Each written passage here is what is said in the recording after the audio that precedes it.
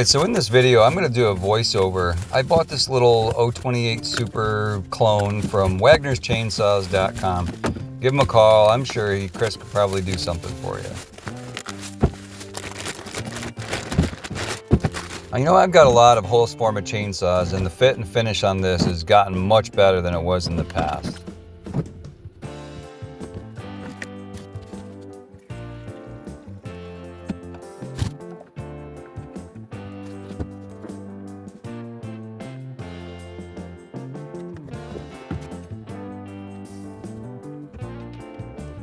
And of course, is when you buy something, you know, you got to check to make sure that it was assembled correctly. It doesn't really matter what you're buying.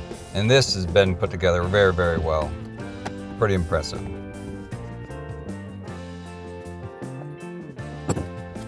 Now I'm just going to start this up and run it for a minute. It has not been run yet. We'll just see how it goes.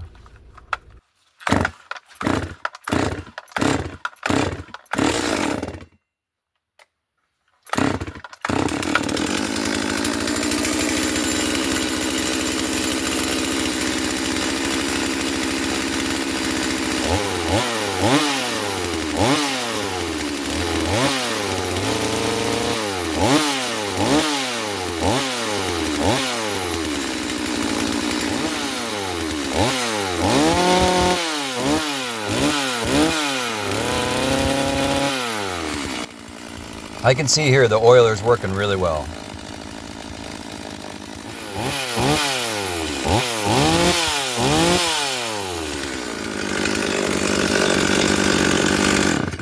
I'm going to take this sticker off. I don't really like that. It was peeling off anyway, and I think it looks good with just the gray. So the only bar I had on hand was a little 16-inch bar. This is a semi-chisel chain. I just threw it on there, sharpened it up. We'll just do a test cut before and after I poured it. I didn't make any adjustments to the carburetor. This is exactly how it came out of the bottom. I'm going to make 3 test cuts, so be patient.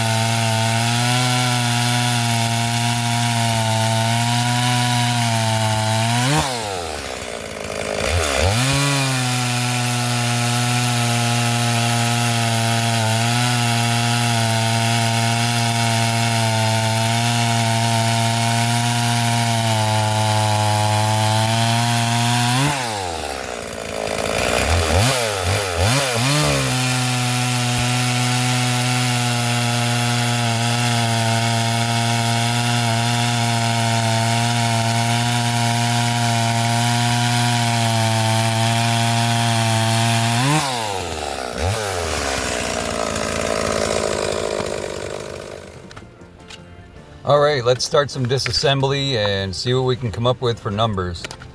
I was surprised to see it actually uses an NGK spark plug. That's cool.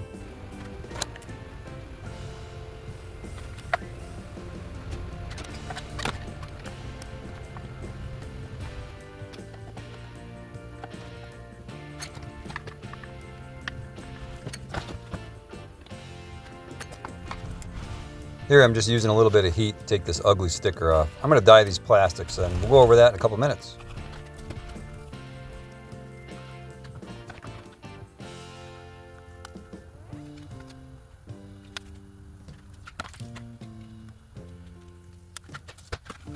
So when you dye plastics, it's important to make sure that you get it really clean. No fingerprints, no oil, no grease. So here I'm just using some hot water and some soap to get the rest of it clean.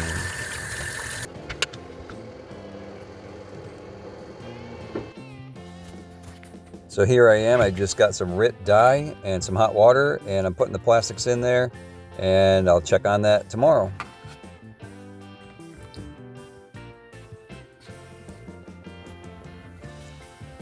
All right, let's get on with some measuring. So you can see right here, I just have a roll of regular plumbing solder.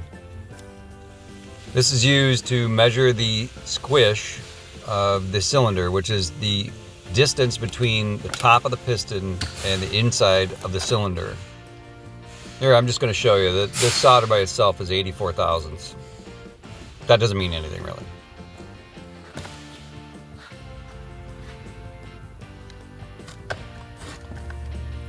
So you just slide the solder in over to the edge of the cylinder wall, turn the engine over, and it squishes the solder. And you take the solder out and measure it. This gives you that little measurement in there between the top of the piston and the cylinder. You can see here in stock form, this thing is right at 33 or 34 thousandths of an inch thick.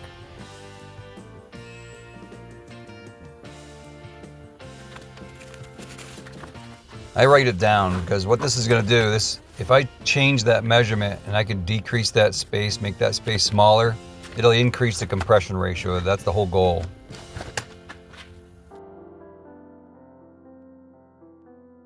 Now I'm just pulling it apart so I can get the rest of the measurements, the intake, the exhaust, and the transfer numbers. I have to take the clutch off so that I can install my timing wheel. This is what the inside of the muffler looks like with that screen. I'm going to eliminate that. And here you can see the little baffle plate that's inside the muffler. I'm going to eliminate that too. This carburetor doesn't have any caps on the adjusting screws for the high and low jets, so I don't have to worry about taking those off. And here I'm just measuring the thickness of the base gasket.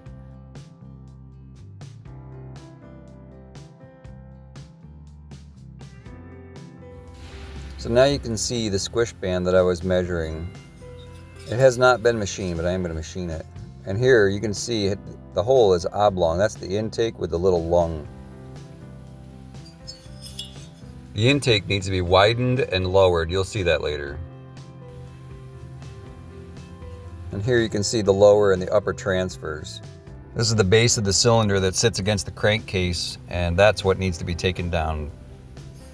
Now I'm just moving on to cutting the squish band. I have to make that surface kind of smooth, so I'm just using a flat cutter to cut the inside so that it looks nice and smooth, like here. You can see this is when I've got it all done. There is a little spot in there that's discolored, but that doesn't mean anything. The plating on the cylinder walls of this is really, really nice. It's actually a really good finish. Now I'm just reinstalling the cylinder so that I can measure this squish.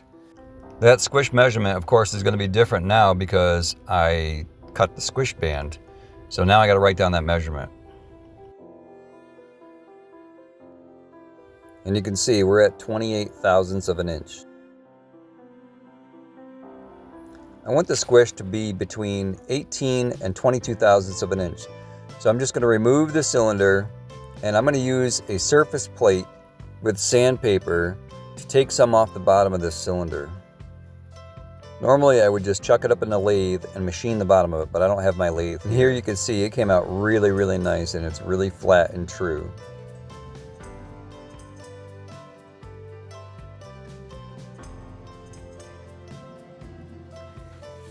So now I'm going to reassemble it, and I'm going to get all of my measurements on the intake numbers, the exhaust numbers, and the transfer numbers. My squish is now at 19,000.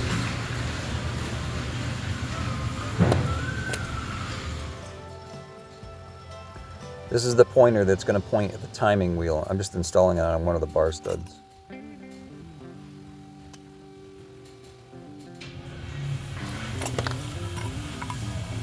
Now this is the timing wheel. I'm just going to install this loosely so that I can get my adjustment correct. And I got to get the engine up to top dead center so that it reads correctly on the gauge.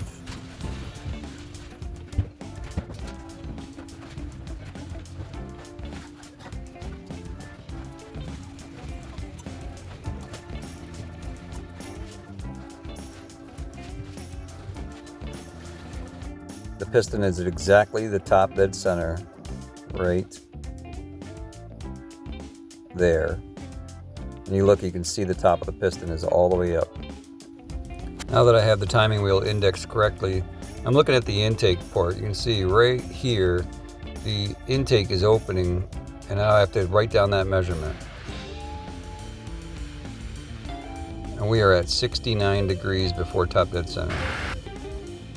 Now that we have the intake, let's check the exhaust. You can see here, I'm actually shining a light down through the spark plug hole. I mean, the light cracks right there. I bring it backwards and bring it back up. Right there. Now I'm going to check the measurement, and we are at 0.03. Now this is a little more difficult to see, but if you look way down in there, you can see that little gap. That's the upper transfer. So as soon as that opens, write that number down.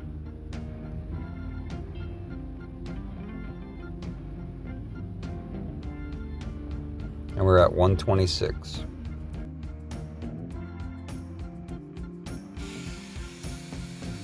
All right, here you can see the inside of the exhaust and upper and lower transfer ports. I'm gonna widen this out and I'm gonna raise it up right along this line right here. And then I'm gonna go over to the lower transfer and I'm gonna grind this out. And in the upper transfer, I'm just gonna smooth that little transition.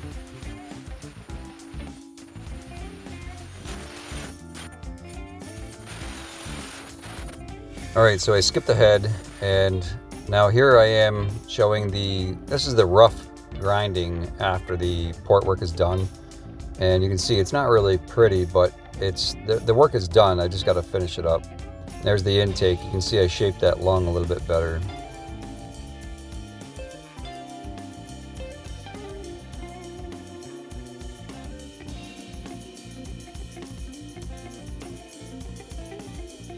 It's not perfect, but you know, nothing really is. For me anyway.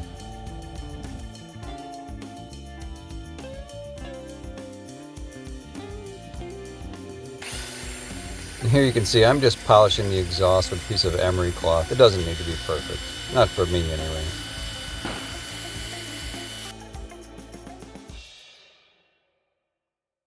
Here's what it looks like when I'm all done. I still got some cleaning up to do, but you can see I've polished it all up and I put some nice chamfers on the edges of the intake exhaust and the transfer ports.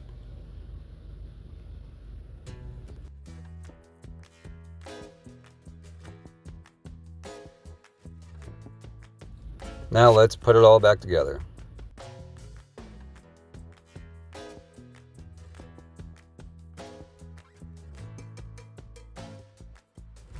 I ended up putting the base gasket back in because I had taken the base of this cylinder a little bit more than I wanted to, so I just added the base gasket back in, which was 12 thousandths thick. For now, I did not do an ignition timing advance on this saw. If I need to, I will. I'll go back in and pull that flywheel off and do a timing advance on it.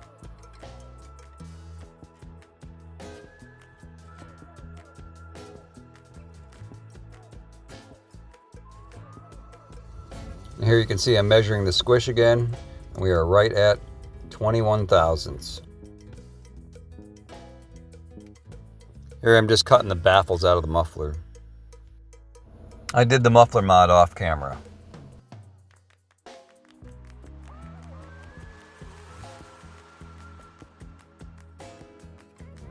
So let's go grab our plastics. You can see it came out really nice. It didn't do it a perfect job, but it did pretty good.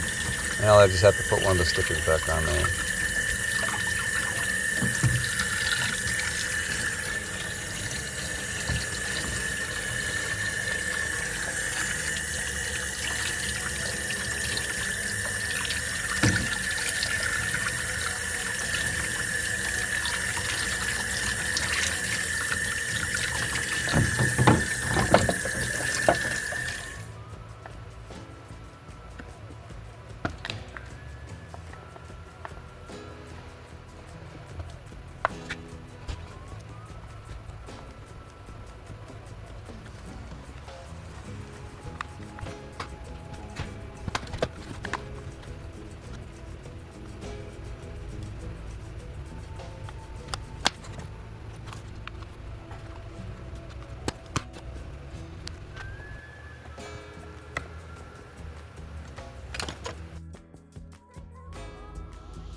And there we go.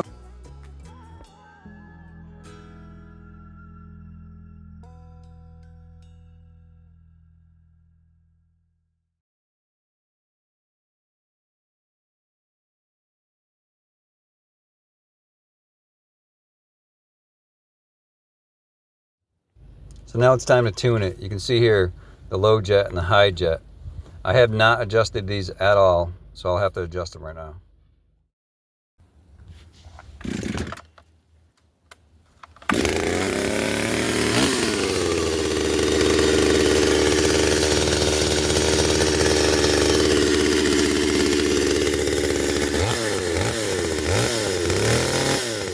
I don't make any adjustments until the engine's nice and warm.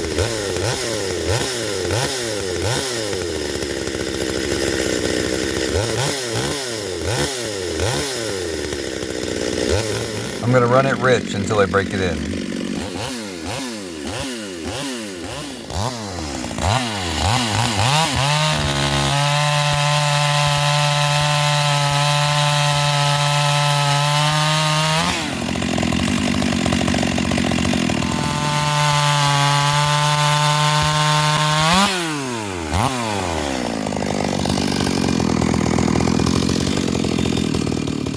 All right, here we go. So this is the same exact log that I had earlier.